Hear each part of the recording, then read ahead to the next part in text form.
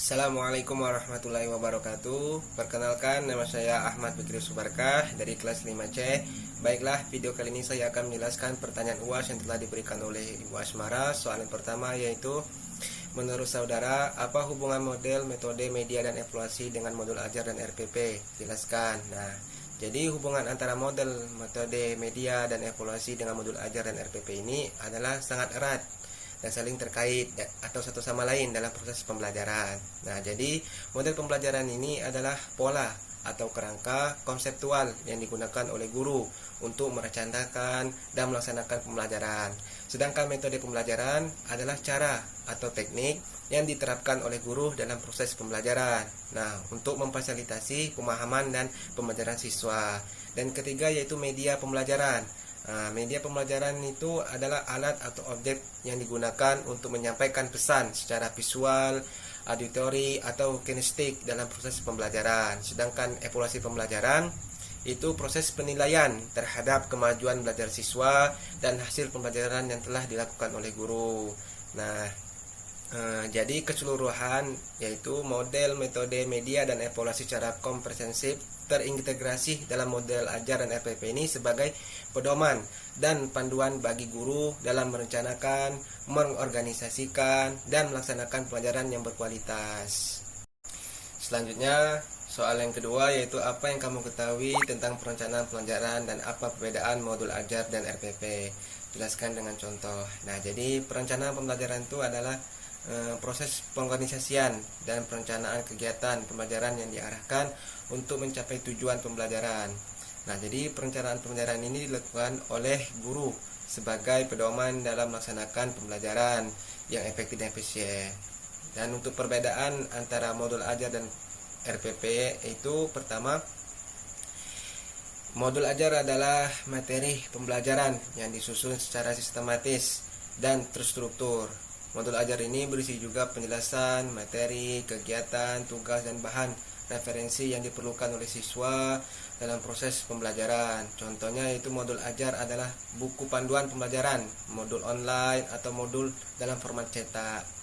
Nah, sedangkan rencana pelaksanaan pembelajaran yaitu RPP atau RPP, rencana pelaksanaan pembelajaran RPP itu adalah dokumen perencanaan yang dibuat oleh guru yang menjelaskan secara rinci tentang langkah-langkah pelaksanaan pembelajaran sesuai dengan kurikulum yang berlaku. RPP berisi tujuan pembelajaran, strategi pembelajaran, materi pembelajaran, metode yang digunakan, media yang akan digunakan, serta langkah-langkah evaluasi pembelajaran.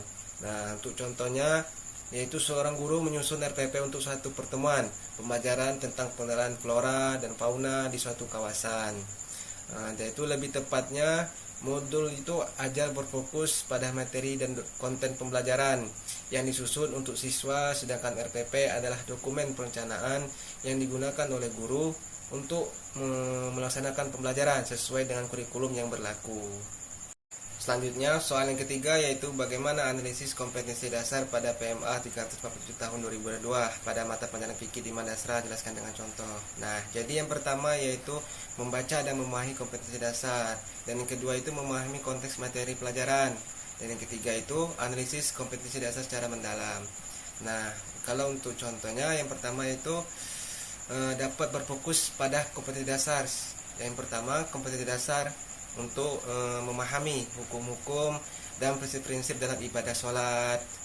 Nah, yang pertama itu ada tujuan pembelajaran. Nah, jadi itu untuk mengetahui hukum-hukum dan prinsip-prinsip dalam ibadah sholat serta mampu menjalankan dengan baik.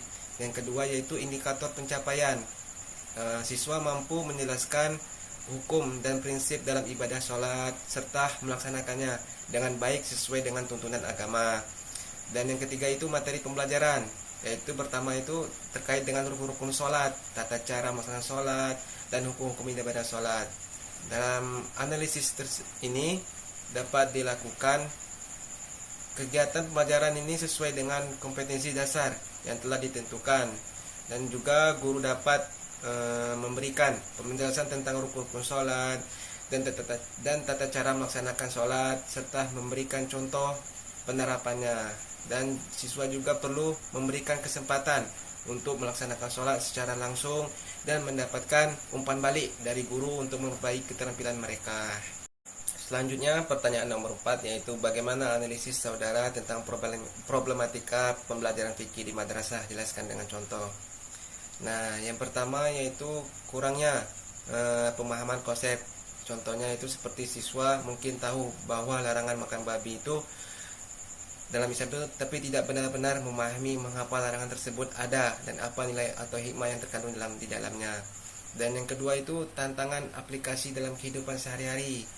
Contohnya seperti ketika belajar tentang hukum-hukum berkaitan dengan makanan halal dan haram, tentu siswa mungkin tidak memahami bagaimana menerapkan konsep ini ketika mereka berada di luar madrasah. Dan yang ketiga itu pembelajaran kurang interaktif. Dan yang keempat itu kurangnya penggunaan teknologi dalam pembelajaran. Contohnya seperti penggunaan video dapat membantu siswa itu memahami tata cara melaksanakan sholat dengan lebih visual dan praktis. Nah, pada akhirnya itu problematika itu pelajaran fikih ini dapat diatasi dengan meningkatkan pemahaman konsep, penggunaan metode pembelajaran interaktif, dan integrasi teknologi dalam pembelajaran. Selain itu juga siswa itu secara aktif dalam proses diskusi, memiliki diskusi tentang konsep fikih dengan situasi yang nyata dan mendorong penerapan konsep tersebut dalam kehidupan sehari-hari, dan dapat membantu siswa itu memahami dan mengaplikasikan fikih dengan lebih baik. Mungkin sekian video dari saya mengenai UAS dari pembahasan mengenai pembelajaran fikih di madrasah. Lebih kurang mohon maaf. Wabillahi taufiq wal hidayah. Wassalamualaikum warahmatullahi wabarakatuh.